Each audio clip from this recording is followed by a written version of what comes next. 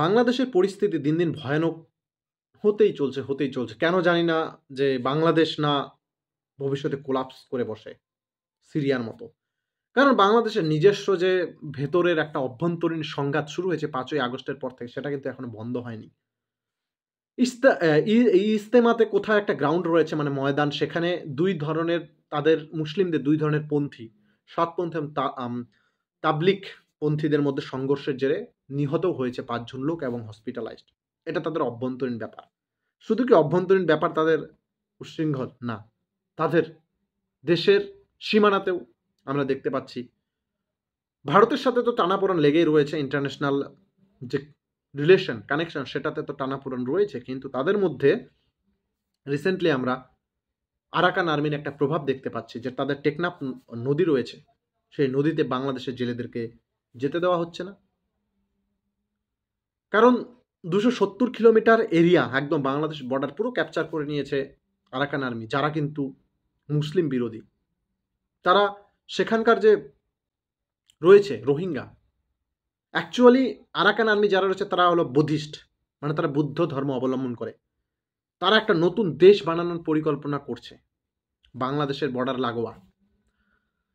মানে তাদের পরিকল্পনা, তারা সশস্ত্রভাবে তাদের নিজস্ব ফ্ল্যাগ রয়েছে, নিজস্ব আর্মি রয়েছে, তারা নিজস্বভাবে নিজের দেশ তৈরি করতে চাচ্ছে, যেটা তাদের আরাকান আর্মিরা সেই এরিয়াকে কবজানোর চেষ্টা করছে। এবং সেখানে যে মুসলিমপন্থী রয়েছে এবং অন্য কোনো ধর্মের তো নাই, সেখানে বুদ্ধিস্ট আর মুসলিমই রয়েছে। কারণ সেখানে কোনো অন্য ধর্মের নেই। খ্রিস্টান বা আছে, তাদের কিন্তু খ্রিস্টানদের সাথে তাদের সেরকম সমস্যা নেই। সমস্যা হলো মুসলিমদের সাথে। সেই মুসলিমরা রোহিঙ্গা হিসেবে বাংলাদেশে ঢুকতে শুরু করেছে। আমরা জানি ২০১৯-২০ সালে প্রচুর পরিমাণে রোহিঙ্গা বাংলাদেশে ঢুকেছে। এখনো রোহিঙ্গা বাংলাদেশে ঢোকার জন্য বর্ডার দিয়ে লাইন হয়ে দাঁড়িয়ে রয়েছে। যে কোনো সময় প্রচুর পরিমাণে রোহিঙ্গা বাংলাদেশে ঢুকে যেতে পারে। তো সেই সমস্ত চাপ একসাথে বাংলাদেশে পড়েছে। বাংলাদেশের যদি শেখ হাসিনা থাকতো, আশা করা যায় এই ধরনের খারাপ পরিস্থিতি হতো না। যদিও বর্ডারে সেই ধরনের সমস্যা তৈরি হতো, যেটা হচ্ছে, কারণ সেটা আরাকান আর্মিরা করেছে, সেটা শেখ হাসিনার সাথে বা আলোচনা করে করতো না, বা বর্তমান ডক্টর ইউনূস রয়েছে তার সাথে আলোচনা করে করতো না। করতো তাদের নিজস্ব মত বিনিময়ের মাধ্যমে। কিন্তু কথাটা হলো ভেতরে ইন্টারনাল যে অরাজকতা তৈরি হয়েছে বাংলাদেশে, সেটা কিন্তু হাসিনা থাকলে কন্ট্রোল করতে পারত। উচ্চ দ্রব্যের দাম কন্ট্রোলে রাখতে পারত। বাংলাদেশে যে অনবরত চলছে দাঙ্গা, মারামারি, খুনাখুনি, কাটাকাটি, হিন্দু মুসলিম বিদ্বেষ, কিচ্ছু হতো না। সমস্ত একদম কুল শান্তশিষ্ট থাকতো। পুরো বাংলাদেশটাকে এখন পরিস্থিতি এমন তৈরি করে দিয়েছে এই ছাত্র সংগঠনের তরফ থেকে, জ্বালিয়ে পুড়িয়ে যাওয়ার মতো পরিস্থিতি বাংলাদেশের। এখন যদি আরাকান আর্মি বাংলাদেশ ক্যাপচার করতে আসে, টেকনাফ নদী দখল করতে আসে, বাংলাদেশের বর্ডার গার্ড কি করতে পারবে? কারণ আরাকান আর্মিকে ব্যাক সাইড থেকে সাপোর্ট করছে কে জানো তো? আমেরিকা। আমেরিকা কেন সাপোর্ট করবে? কারণ আমেরিকা যদি সেখানে সাপোর্ট করে, তোমরা জানো সেন্ট মার্টিন নিয়ে আমেরিকার একটা নেওয়ার খুব ইচ্ছা ছিল, নিতে পারেনি। সেখানে তাদের ঘাঁটি তৈরি করতে পারেনি। এখন আরাকান আর্মিকে তারা প্রচুর পরিমাণে সাপোর্ট দিয়ে আরাকান আর্মির একটা নতুন দেশ তৈরি করে সেখানে তাদের সেনা ছাউনি তৈরি করবে আমেরিকা। সেটা তাদের প্ল্যান।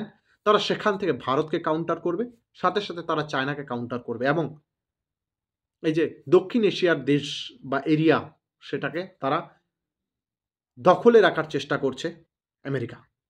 আসল খেলা তো এখানে বন্ধুরা। মানে আরাকান আর্মিকে আমেরিকা সাপোর্ট দিয়ে সেখানে তারা আলাদা একটা দেশ তৈরি করবে, এবং সেই দেশে তাদের সেনাবাহিনীর ঘাঁটি তৈরি করবে, এবং সেখান থেকে চায়না, ভারত, বাংলাদেশ, মানে সাউথ এশিয়ার যে যারাই চায়না আমেরিকার বিরুদ্ধে যাবে তাদেরকে তারা কন্ট্রোল করবে। প্রথমে বাংলাদেশ থেকে শেখ হাসিনাকে আমেরিকা তাড়িয়েছে, কারণ যদি ডক্টর ইউনূস, তিনি আমেরিকার একদম হাতের তৈরি করা পাত্র, সে যদি বাংলাদেশের কিছু এরিয়া তাদেরকে দেয় সেনা ছাউনি তৈরি করার জন্য। সেন্ট মার্টিনে নানা আলোচনা হয়েছে, এখনো হয়তো সেন্ট মার্টিনে যাওয়া বন্ধই রয়েছে। তো এখন যদি সেখানে একটা নতুন দেশ তৈরি করে দিতে পারে, তাহলে কিন্তু বাংলাদেশ যে তাদের একটা আধিপত্য বজায় রাখার চেষ্টা করেছিল যে শেখ হাসিনা সেন্ট মার্টিন দিব না, কিন্তু যদি এখন সে আরাকান আর্মি দিয়ে দেয় তাহলেও তাদের কাজ চলে যাবে আমেরিকার। তাই তারা চাচ্ছে যে সেখান থেকে আমরা সরিয়ে দেই, মানে যে মায়ানমারের সরকার রয়েছে তাদেরকে মানে সেই এরিয়া থেকে একদম নাস্তানাবুদ করে সেখানে আলাদা দেশ বানানোর চেষ্টা করছে। বন্ধুরা, আমেরিকা কিন্তু খুব বুঝে শুনে জিও পলিটিক্স ভেবে চিন্তে তারা কাজ করে। তাদের ধরার তাদের যে ধরবে কারো পক্ষে এতটা সোজা না। কারণ তারা তলে তলে যে কি করে বসে সেটা অত সহজেই সাধারণ লোকের বোঝা মুশকিল।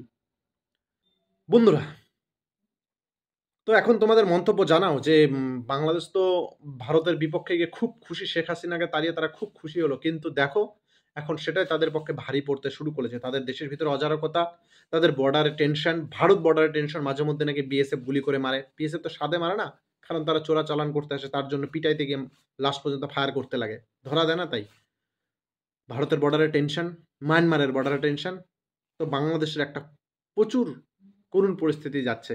বাংলাদেশের যে সমস্ত তারা শপথ নিয়ে এসছিল, সেই ডক্টর ইউনূস এবং সেই সার্জিসরা, মানে যারা ছাত্র আন্দোলনের নেতারা, তারা কিন্তু কিছুই এখনো করতে পারছে না। তারা বাংলাদেশের জন্য কোনো এখনো পজিটিভ কোনো কিছু করতে পারছে না। তখন সময়ের অপেক্ষা, বাংলাদেশ কবে কোলাপস করে সিরিয়া টিরিয়ার মতো, সেটা দেখার জন্য আমরা উন্মুক্ত হয়ে বসে রয়েছি। তো কমেন্ট করে জানাও আমেরিকার সেই প্ল্যান, যারা আরাকান আর্মিকে দিয়ে সে বর্ডার ক্যাপচার করছে এবং ভবিষ্যতে বাংলাদেশের সেই টেকনাম নদীটাও ক্যাপচার করতে পারে। বাংলাদেশের যে চট্টগ্রাম, সে সামুদ্রিক যে কানেকশনটা রয়েছে বাংলাদেশের, সেটা আরাকান আর্মির দ্বারা পুরোটা ক্যাপচার করানোর একটা মাস্টার প্ল্যানে রয়েছে আমেরিকার। তাদেরকে হাতিয়ার, তাদেরকে অর্থনৈতিক সাপ্লাই করছে তারা।